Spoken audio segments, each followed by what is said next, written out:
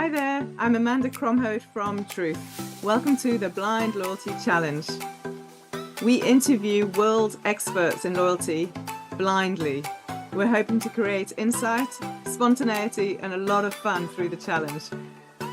The challenge is about promoting the blind loyalty trust, and my book called Blind Loyalty, 101 Loyalty Concepts Radically Simplified. All profits from the book go towards the trust. We hope you enjoy the Blind Loyalty Challenge.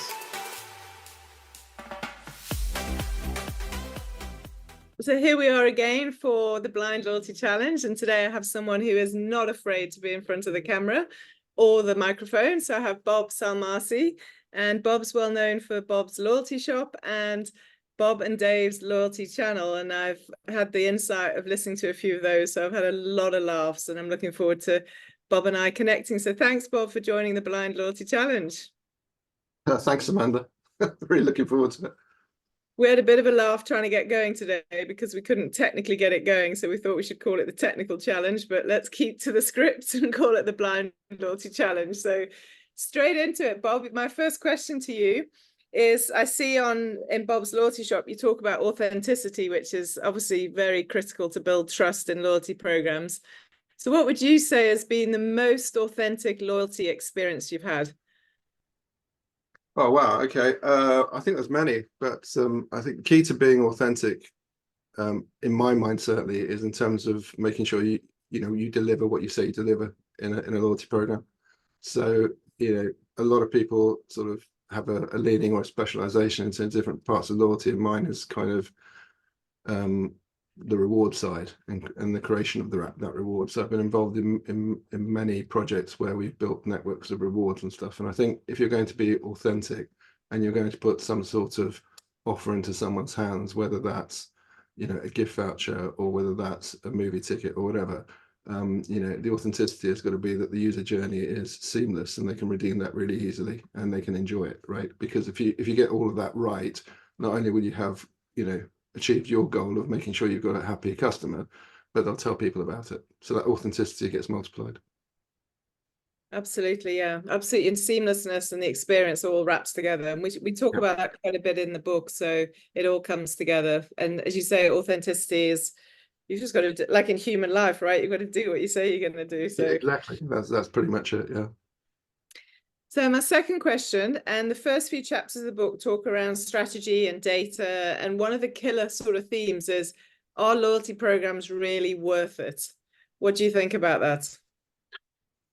Well, they are, but not all loyalty programs are the same. So I think it's really important to identify, exactly what we're talking about in terms of loyalty. So today, if we talk about loyalty, it's a very broad church, and certainly with the fact that we're in more of a digital world and more of a world where people capture data and use data and analyze data more and more, there are a lot of people out there probably running loyalty initiatives and loyalty programs that don't even know they're running loyalty programs. So I think that's important.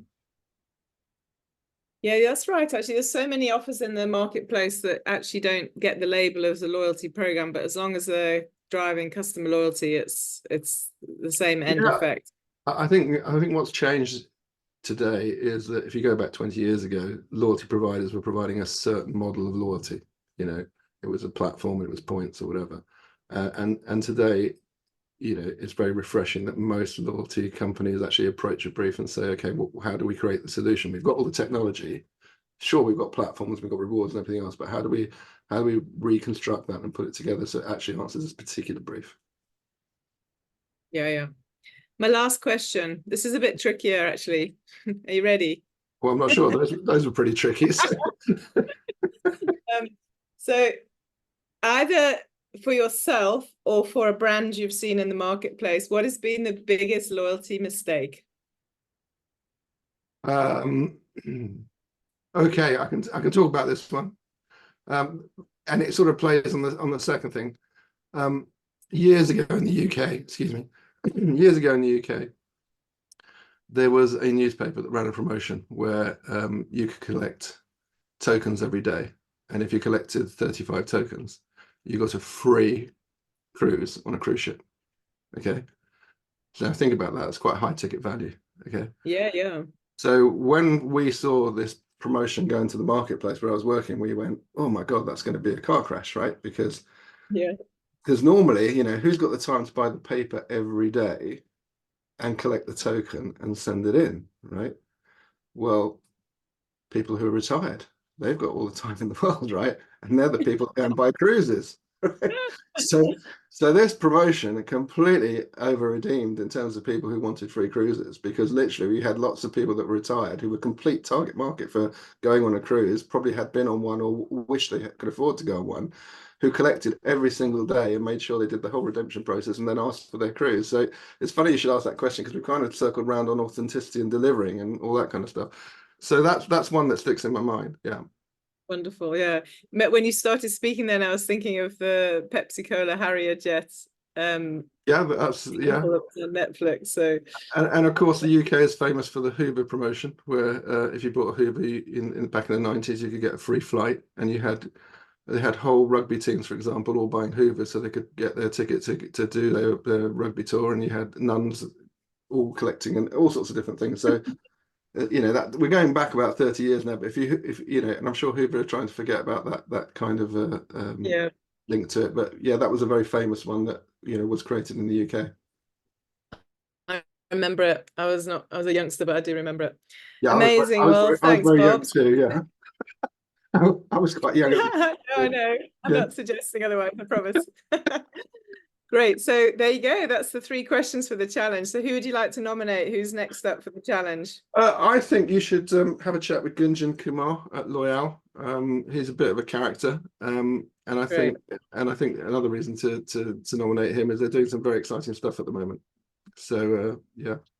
Amazing. Look forward to connecting with him. That's great. Well, thanks, Bob. I really appreciate you taking the time. Thank you.